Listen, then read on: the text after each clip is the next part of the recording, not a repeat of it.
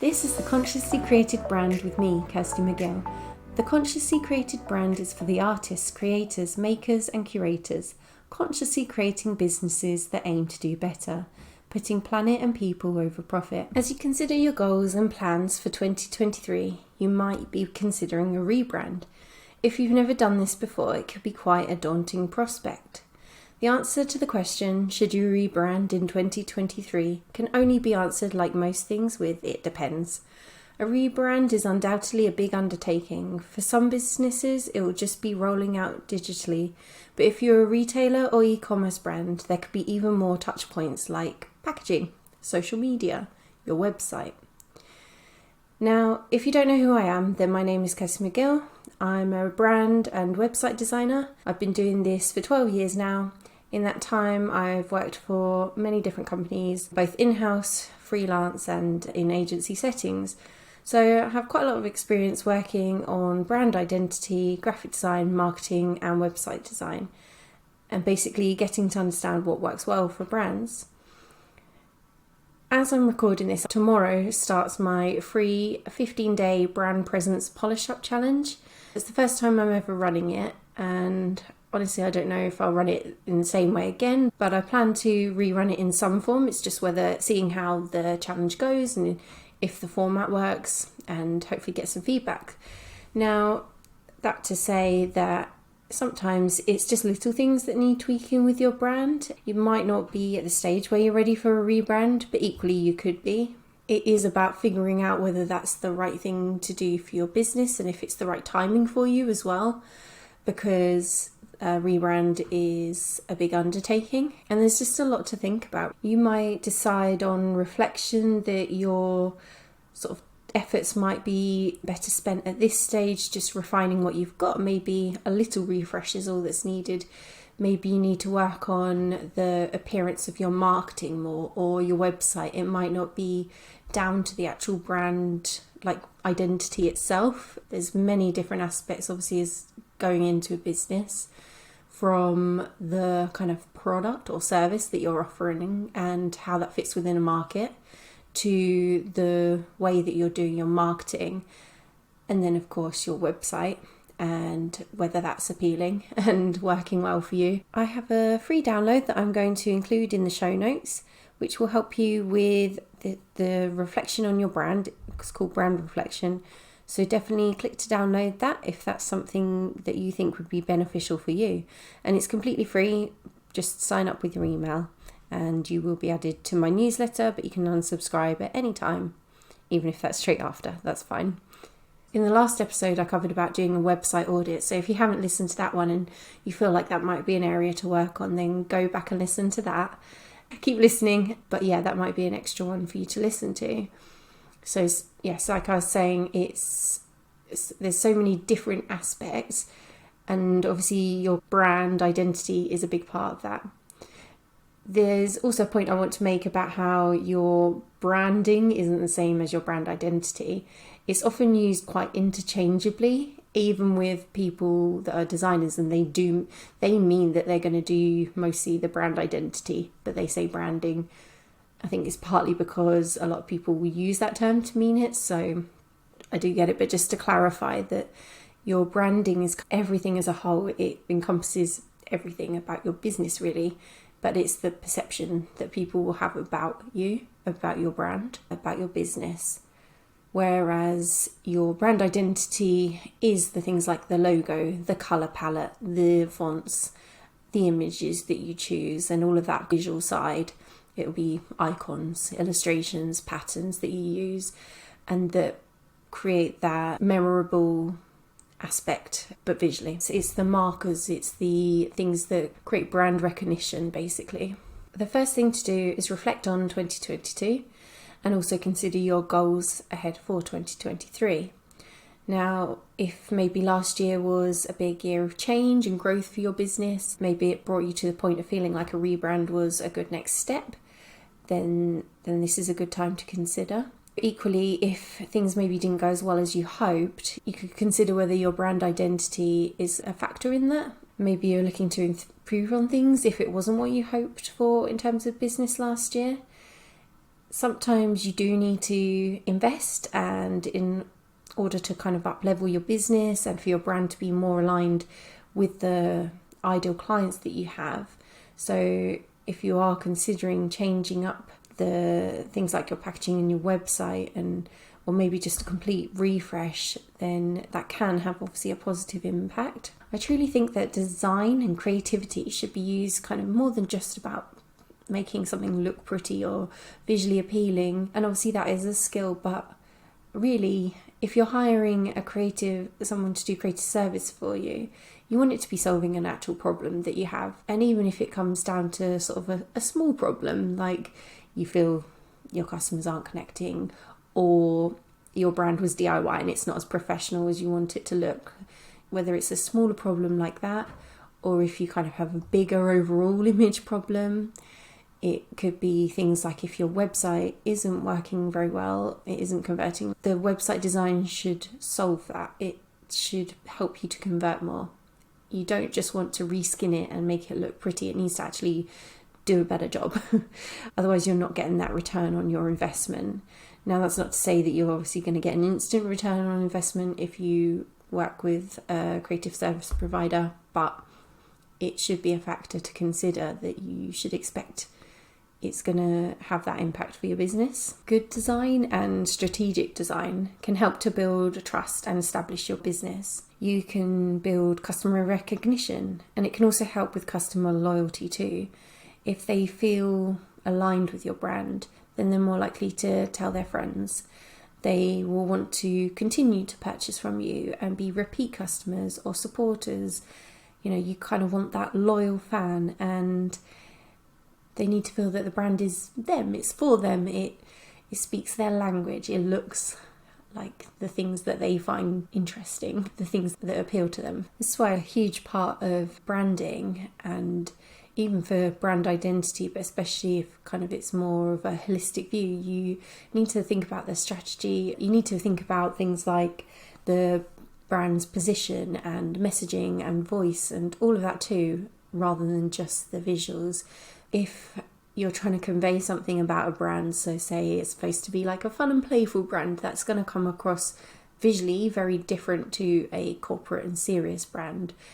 And it needs to suit what the business is, but it also needs to appeal to the target audience. And you see this sometimes with I don't know, I'm just thinking off the top of my head because I've just renewed my car insurance. You get the kind of typical old school car insurance brands, or not old school, even just general ones. Maybe they're part of a bank or something, and they look like what you'd expect.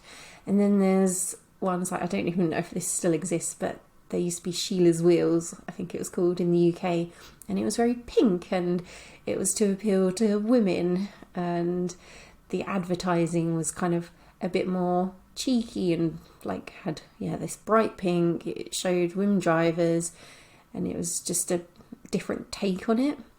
Now, obviously, a lot of men, I don't think they actually took men, but even if they did, would be put off by that.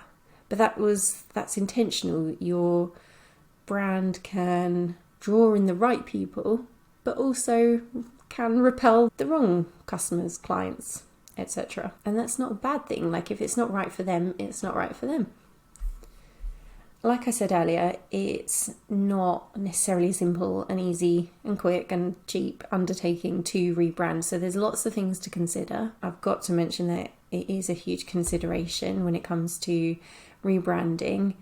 It's the financial investment, and depending on how you look at it, you could be considering it as just an expense or an investment. Especially if you've been on the kind of online world a lot, you do see the sort of coaches talk about making that distinction about whether it's an investment or an expense. And realistically, it kind of depends on the stage of business you're at, and also if it is a good timing for you, because if it is, then that's an investment. Whereas for other people, if it's kind of the wrong choice, wrong time, it's going to feel more like an expense. It's going to be an expense. If you want to work with an experienced designer, or even going further than that, and you have the budget for it, then, if you want to be working with an agency or you want to be working with a brand strategist, then they're going to be charging an amount that would convey the value that they are going to bring to you. And it is going to then be that return on investment, because it can add a lot of value to your business. If the new look brings in more of your right customers or clients and gets you more sales, then that's added a lot of value. And of course, if the brand is done right, it's going to last you for many years. It's not something that you're going to change up in another year or two, unless your business changes and evolves again and it's just not the right fit. But hopefully you get something that's going to stick around for a while. And so if you think of it that way, it really does last. Now, obviously you've got things like your website, and that should be more evolving, but the kind of core of that even will stay the same, and the look of it based on the brand identity will be pretty set there. So yeah, it should last a while. It's not going to be something you do this year and then you need to do again next year and the year after. You want it to be something that you are happy with, and it's going to last you for many years. The difference between a cheap designer and an expensive designer is probably going to be in their experience. A newer designer, whilst being cheaper, is likely to maybe have just got started, be less experienced, maybe self-taught and getting started. It's hard to say, obviously, and it could be down to like location. Of course, that's a whole other topic about whether you should pay less because of where someone's based, but let's not get into that right now. A more experienced designer is likely going to be more expensive. But also, let's not forget that if you think about a time when you've been underpaid, or you didn't charge as much as you should maybe, or in a job, and it's actually really hard to get into a kind of enthusiastic mindset for what you're being paid for if you're being underpaid.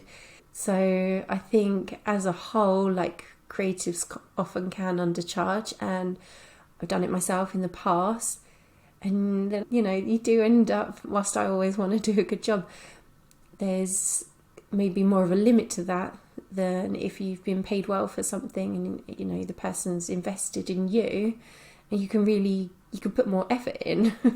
You can spend more time on it knowing that you've been covered for your work and you're going to want to do a really good job. Now, not always, but you should expect for your investment that during the process of working with someone, it's going to be a good experience for you and add some value to you there as well. So even if it's things like the questionnaire process or the kind of discovery bit, hopefully you get a lot out of that too, and a bit more clarity around your business, and of course the clarity that having a rebrand would bring, especially if it's kind of wrapped up with some brand guidelines or even a brand board, so that you know how to roll out your brand yourself, or keep working on it and keep working on the different aspects of marketing that you will need to do in future. Another consideration when it comes to whether you should rebrand is the time factor.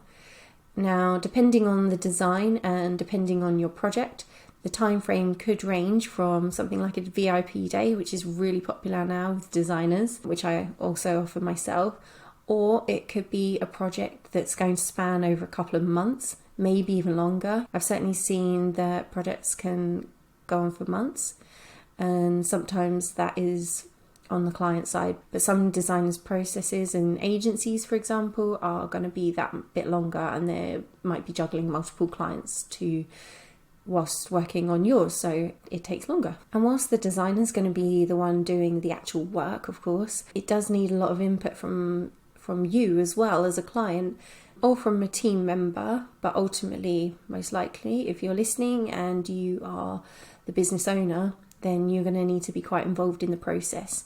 So do you have the resources to either do that yourself or to use a team to manage a lot of the process that comes during a rebrand or a project like this, so that you can ensure that you are giving feedback to the designer in the right time or getting anything across so that they can do their best work?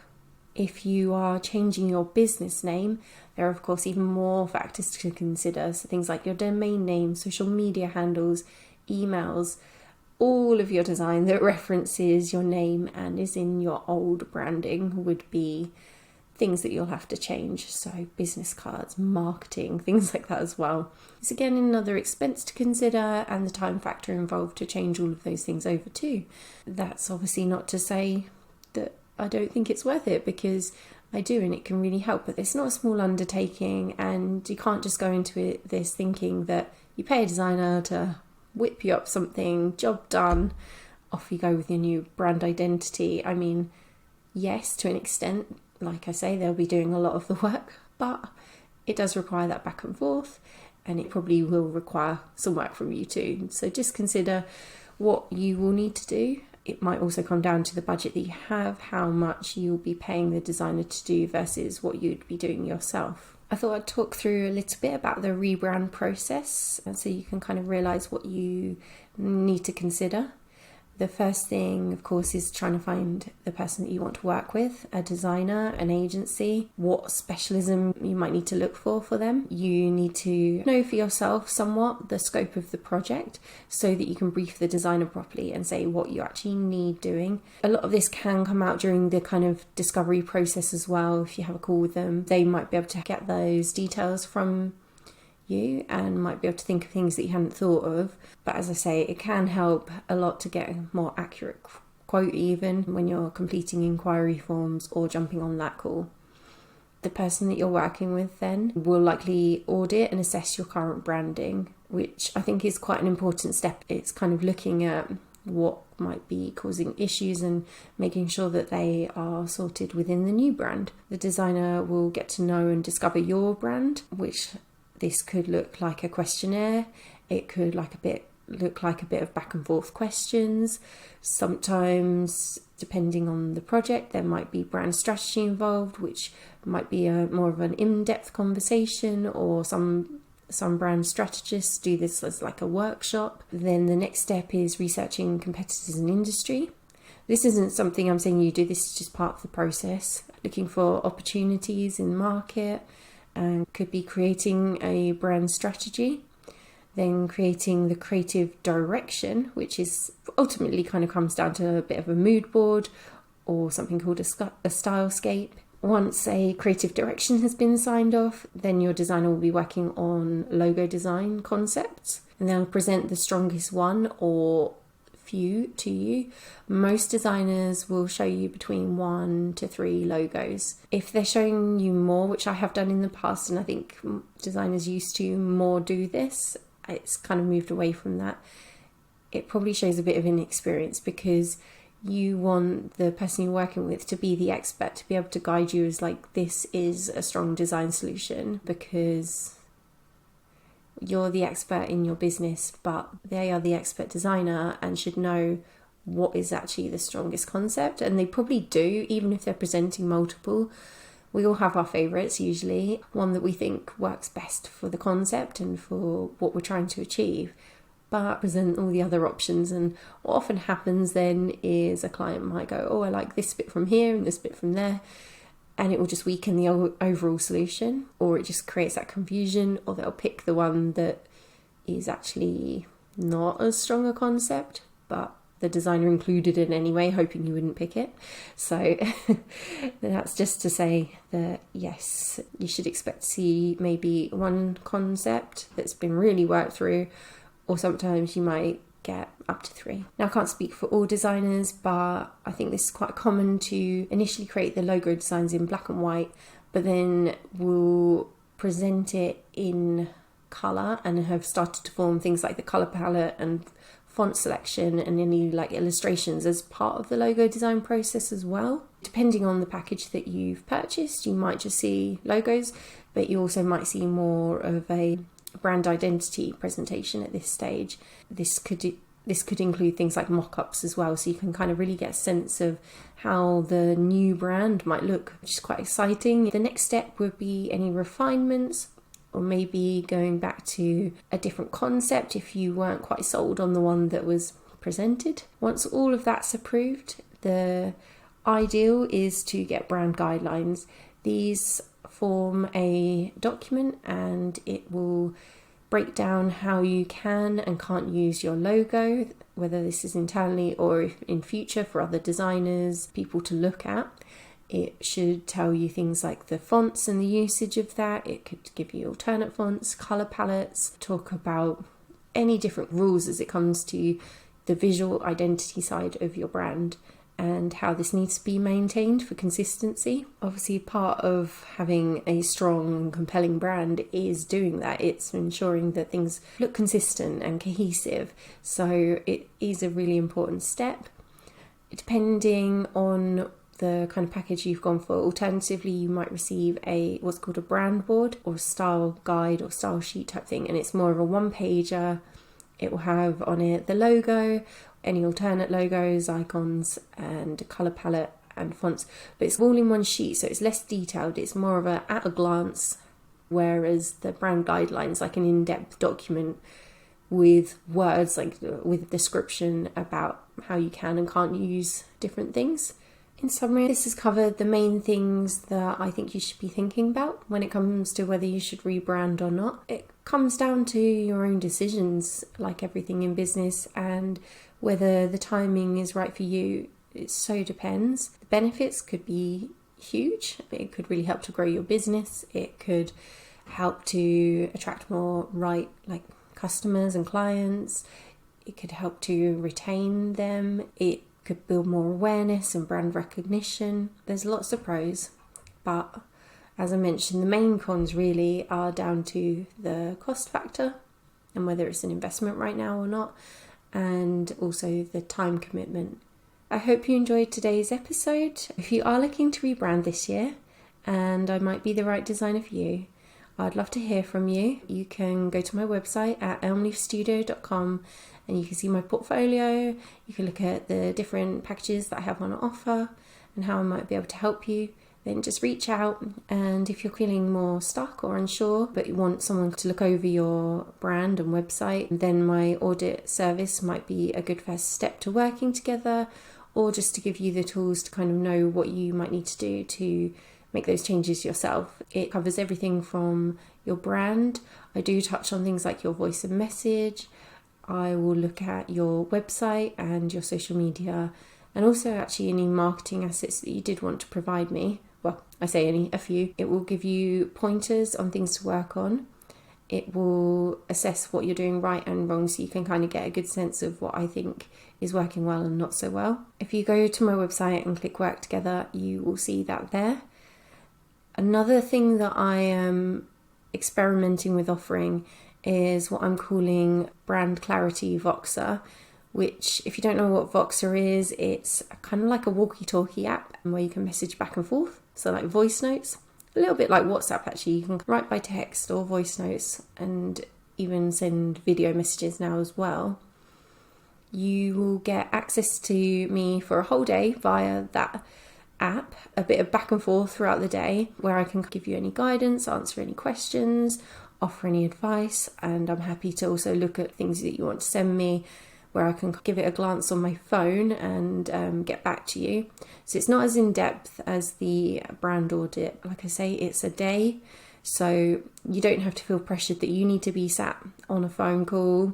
There's no pressure that you have to sit there and wait. We each will get on with our own different things throughout the day, but you can sit and reflect on something that I've said and come back with another question or ask me anything to follow up. It could be really fun actually to get a question that you might like answered on the podcast. So if you have something that you think would make a good podcast topic or for me to cover and answer, send me that as well. That could be really good. I love answering questions. Definitely that person that's like in Facebook groups and in the communities that I'm in, like, I think I've got some advice for this. So I think that could be quite a nice one to try if anyone is interested in sending me a question. All right, that's it for today. Thank you for listening to today's episode of The Consciously Created Brand.